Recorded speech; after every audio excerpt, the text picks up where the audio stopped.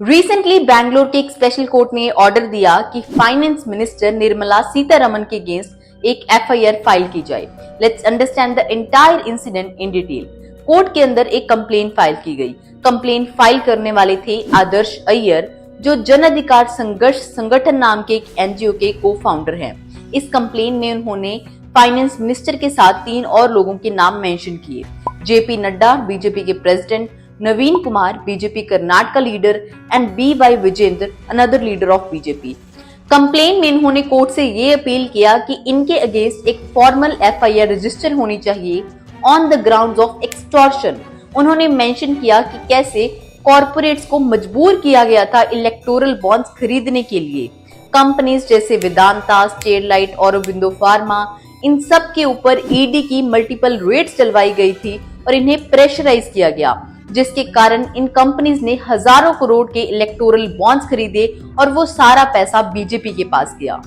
BJP ने इन सारे allegations को डिनाई किया और ये बोला कि ये सब पॉलिटिकली मोटिवेटेड है। इसी के साथ बीजेपी ने ये भी कहा कि कर्नाटका के प्रेजेंट चीफ मिनिस्टर सिद्धारमैया, जो ऑलरेडी मुद्रा लैंड अलॉटमेंट केस के अंदर इन्वॉल्व हैं और उनके ऊपर एफआईआर रजिस्टर्ड है, वो अपने केस को दबाने के लिए एक नया मैटर फॉर फ्रंट पे लेके आ रहे हैं लोगों का ध्यान भटकाने के लिए।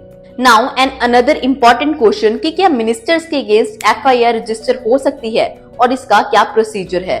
द आंसर इज कि हमारे कॉन्स्टिट्यूशन ने पार्लियामेंटेरियंस और मिनिस्टर्स को कुछ इम्यूनिटीज और प्रिविलेजेस ग्रांट किए हैं। हमारे कॉन्स्टिट्यूशन का आर्टिकल 105 ये कहता है कि किसी भी मेंबर ऑफ पार्लियामेंट के अगेंस्ट कोई लीगल प्रोसीडिंग नहीं हो सकती जब हाउस सेशन में है, उसके 40 दिन पहले और उसके 40 दिन बाद तक।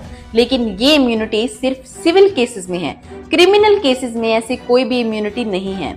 तो क्रिमिनल केसेस में एक एफआईआर रजिस्टर की जा सकती है। प्रोसीजर की बात करें तो सुप्रीम कोर्ट ने पुलिस को कुछ डायरेक्शंस दी थी कि अगर गवर्नमेंट का कोई हाई रैंकिंग ऑफिशियल इन्वॉल्व है तो एफआईआर फाइल करने से पहले वो एक प्रीलिमिनरी इंक्वायरी कंडक्ट करे और उसके बाद ही एफआईआर फाइल की जाए। लेकिन अगर क्रिमिनल केस बिल्कुल क्लियर है, क्लियर एविडेंसेस हैं, तो डायरेक्ट एफआईआर भी फाइल की जा सकती है। Although the electoral bond scheme has already been declared unconstitutional and struck down by the Supreme Court, पर ये allegations नए नहीं हैं। ऑपोजिशन पार्टी हमेशा से ही ऐसे एलिगेशंस लगाती आई है कि स्कीम के जरिए एक्सटॉर्शन और मनी लॉन्ड्रिंग की गई है, and at present they are demanding the resignation of finance minister. What do you think about all of this? Do let me know in the comment section, and for more such informative content, keep following.